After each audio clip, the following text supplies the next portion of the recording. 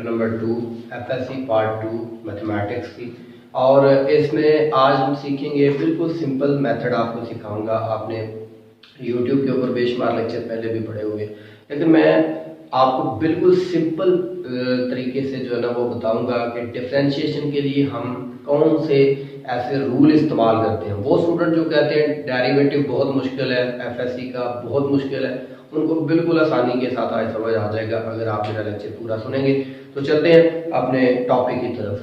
तो डेरिवेटिव बड़ा आसान है। डेरिवेटिव सबसे पहले स्टूडेंट्स आपने डेरिवेटिव के लिए आपने जो बातें मैं बताता जाऊंगा उन स्टेप्स को आपने याद रखना है। उन स्टेप्स को जब आप याद रखेंगे तो आप किसी भी किस्म का क्वेश्चन आ जाए तो आप सॉल्व कर सकते हैं। और ये बात याद रखिएगा, कभी भी मैथ रट्टे के साथ नहीं आएगा आपको।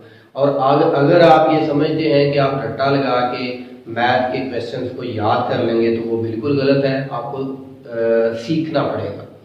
तो डेरिवेटिव में सबसे पहली बात मैं जनरल करूंगा कि अगर हमारे पास एक फंक्शन है एफ ऑफ एक्स और वो है ए एक्स प्लस बी, हमने इसका डेरिवेटिव निकालना है। सबसे पहले मैं आपको ये बताऊं कि डेरिवेटिव निकालने के बाद कैसे कैसे हम इसको शो कर सकते हैं। हम इसको F of dash of x भी कहते हैं, हम इसको वाई डैश भी कहते हैं, हम इसको वाई वन भी कहते हैं, हम इसको इसके अलावा भी और भी कई नाम जो है वो हम दे सकते हैं। तो ये और इसको d y over d x भी कहेंगे जब ये एक्स की रिस्पेक्ट से हम इसको डिफरेंशिएट करेंगे। तो ये इसका सिंपल इसको डिनोट करते हैं इन मेथड्स के साथ, इन तरीकों के साथ कि एफ ऑफ एक्स है हमारे पास एक फंक्शन, इसका डेरिवेटिव निकालेंगे तो ये जो लेफ्ट हैंड साइड है इसको इन तरीकों के साथ आप लिख सकते हैं। तो अब चलते हैं स्टूडेंट्स हम मेजर टॉपिक की तरफ के हमने इसका डेरिवेटिव निकालना है कैसे। तो बड़ा आसान, अगर हमारे पास सबसे पहली चीज आपने ये सीखनी है एफ ऑफ एक्स बराबर है ए एक्स प्लस बी। तो हम इसका नाम रखेंगे, हर क्वेश्चन में इसका नाम रख लें। ये हमारे पास इक्वेशन नंबर 1 है, हम लिखेंगे differentiate equation 1 with respect to x we get. अच्छा, ये जुमला आपने याद रख लेना है कि आपने कोई भी आपके पास क्वेश्चन आता है तो आपने उस क्वेश्चन को सॉल्व करने से पहले ये बात आपने लिखनी है कि डिफरेंशिएट इक्वेशन 1, वो इक्वेशन जो आपको गिवन होगी उस इक्वेशन को आपने नाम दे देना है 1 और ये हर एक के साथ लिखना है differentiate equation 1 with respect to x we get. अच्छा, यहाँ पर एक्स आएगा या कुछ और भी आ सकता है। यहाँ पर याद रखना है आपने कि जो यहाँ पर आपके पास फंक्शन में वेरिएबल होगा वो यहाँ पे आएगा। यहाँ पर x है तो हम x की रिस्पेक्ट से कर रहे हैं। अगर यहाँ पर हमारे पास फंक्शन में y होता तो हम फिर y की रिस्पेक्ट से इसको डिफरेंशिएट करते। अंडरस्टैंड? उम्मीद है आपको समझ आ गई होगी। अभी हम बात करते हैं x के हिसाब से ही। तो इस फंक्शन को जब हम डिफरेंशिएट करेंगे तो दोनों तरफ हम d ओवर dx अप्लाई करेंगे, f ऑफ x के भी और d ओवर dx अप्लाई करेंगे ax प्लस b के ऊपर भी। तो वेरी इजी। अब यहाँ से ये हमारा जब ये d over dx f of x पर अप्लाई हो जाएगा तो ये होगा f of dash of x।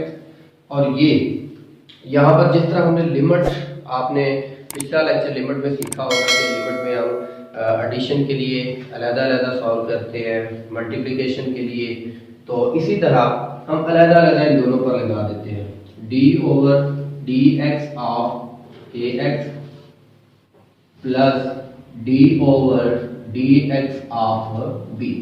हमने इन दोनों के ऊपर d ओवर dx अलग-अलग अप्लाई कर दिया।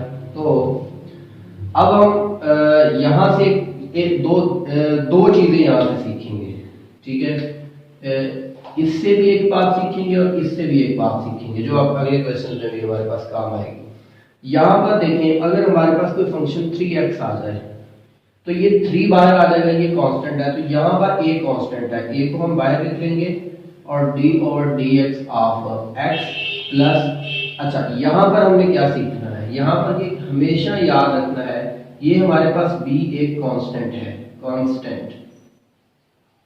तो हमेशा याद रखिएगा कि डिफरेंशिएशन के अंदर किसी भी कांस्टेंट नंबर का डेरिवेटिव जीरो होता है, तो ये हमारे पास इसकी जगह पर क्या आ जाएगा, जीरो आ जाएगा। अंडरस्टैंड। इसके बाद आगे चलते हैं कि जैसा कि हमारे पास ये वाला बचा है, तो हमने यहाँ पर क्या करना है, ये a वैसे आ जाएगा एज इट इज, और ये d over d x of x, और x का डेरिवेटिव हमेशा आपने याद रखना है कि ये होता है 1। तो हमने सिंपली डायरेक्ट अगर हम यहाँ से निकालें तो ये इसका डेरिवेटिव हमें पता है। जब आप डिफरेंशिएशन को, डेरिवेटिव को अच्छे तरीके से पढ़ लेंगे देन आपको समझ आ जाएगी डायरेक्ट कैसे निकालना है। फिर वक्त आपने इसको निकालने का तरीकाकार ये है, किसी भी फंक्शन का डेरिवेटिव जब ये लीनियर फॉर्म में हो, जब आपके पास ax प्लस b आ रहा है। तो आगे चलते हैं। इसमें अगर हम कोई नेक्स्ट कोई फंक्शन ले कि ये हमारे पास लीनियर फंक्शन था, अगर हम इसको चले पावर रूल समझते हैं, इसका पावर रूल क्या होता है। तो पावर रूल में आपने किस तरह से क्वेश्चंस को सॉल्व करना है। हमारे पास एक फंक्शन है f ऑफ x और वो है x की पावर, सॉरी मैं जनरल लेता हूँ, ax प्लस b की पावर n। तो स्टूडेंट्स इसको हम पढ़ेंगे बड़े ही मैं इस तरफ हो जाता हूँ, आपको तो क्लियर नजर आ रहा होगा।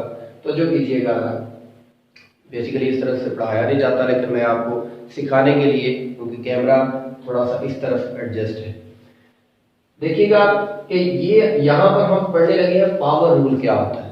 तो बहुत आसान, कैसे, एक बात याद रखनी है कि डेरिवेटिव में मैंने जो आपको स्टेप्स बताए उनको भूलना नहीं। मैं इसका नाम सबसे पहले क्या रखने जा रहा हूँ, इक्वेशन नंबर 1।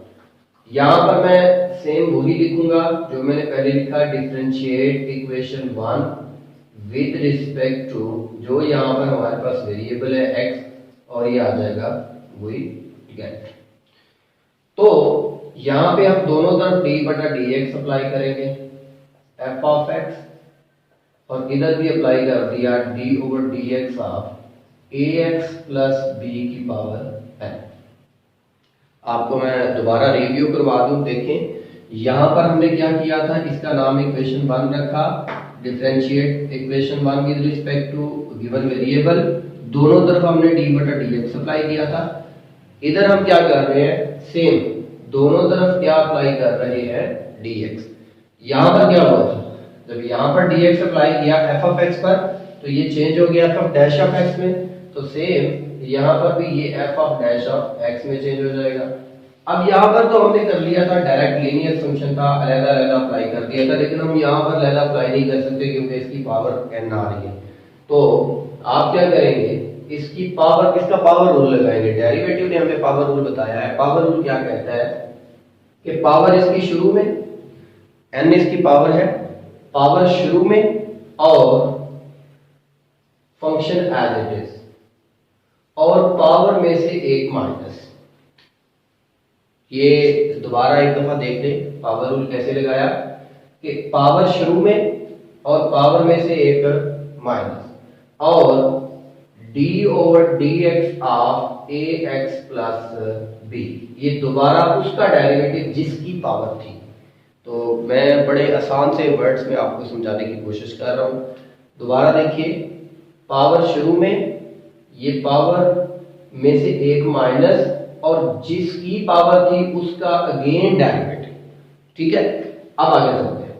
ये पावर वैसे आ जाएगी जो शुरू में n आ जाएगा, ये ax प्लस b और n माइनस 1 आ जाएगा। अब आपने इसका डेरिवेटिव ax प्लस b का डेरिवेटिव सीखा है, पीछे सीखा है आपने ये वाला। तो यही ax प्लस b, ये डायरेक्ट मैं लिखूं, आप यहाँ से देख रहे हैं इसको कैसे सॉल्व किया है। तो ये ax प्लस b, ax इसका डेरिवेटिव a आ जाएगा। तो ये आ गया na ax प्लस b की पावर n माइनस 1।